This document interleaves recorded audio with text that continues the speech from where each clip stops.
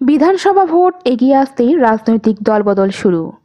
এবার তৃণমূল কংগ্রেস ছেড়ে বিজেপিতে যোগ দিল 10টি পরিবার রাজগঞ্জে।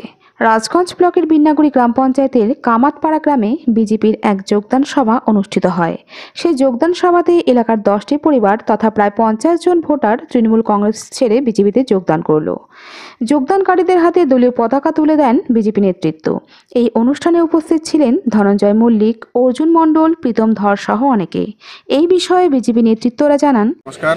তো আজি আমার কামাতপাড়া বুথের 18/19 এবং 19/20 পার্টের তো আজকে আমার ভারতীয় জনতা পার্টির পক্ষ থেকে একটা এই যে বর্তমান যে সিচুয়েশন, এই সিচুয়েশনের পরিপ্রেক্ষিতে এসআর এবং কি মানে সিএ সম্বন্ধে কিছু আমাদের একটা ছোট্ট গ্রুপ আকারে একটা বৈঠক ছিল। এই বৈঠকের মধ্য থেকে আমাদের এই পার্টির কিছু ব্যক্তি আমাদের ভারতীয় জনতা পার্টির দলে আজকে যোগদান করলেন। তো আমাদের ভারতীয় জনতা পার্টির পক্ষ থেকে ওনারা প্রথমে সিপিএম করতো, রানিং ওনারা টিএমসিতে ছিল।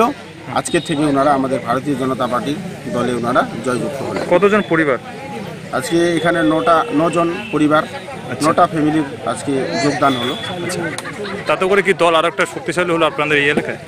আজকে এই যোগদানের ফলে আমাদের যে কামাতপাড়া 18/19 আর 18/20 পার্টের যে আমাদের বুথ একটু হলো আমাদের ভারতীয় জনতা পার্টির একটু শক্তিশালী হলো।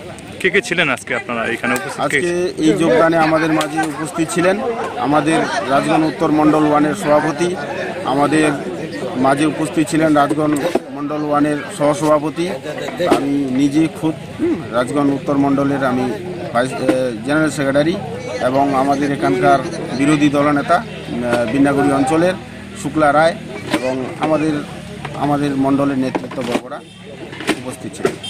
ঠিক আছে।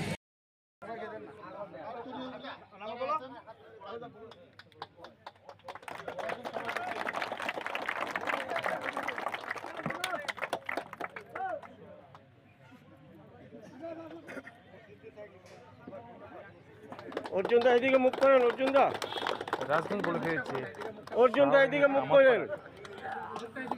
তৃণমূল কংগ্রেসের দেখতে পাচ্ছেন প্রায় মন্ডল সভাপতি অর্জুন মন্ডল এখন পরিবার কিন্তু আজ জয়েনিং করলেন বিজেপিতে। সেই দৃশ্য আপনাদের সামনে আমি তুলে ধরেছি। এই মুহূর্তে আপনারা দেখতে পাচ্ছেন বিন্নাগুড়ি জিপির অন্তর্গত যে 18, 19 এবং 20 নম্বর যে বুথ রয়েছে, সেই বুথের বেশ কয়েকটি পরিবার জয়েনিং করলেন ভারতীয় জনতা পার্টি বিজেপিতে, এবং তাদের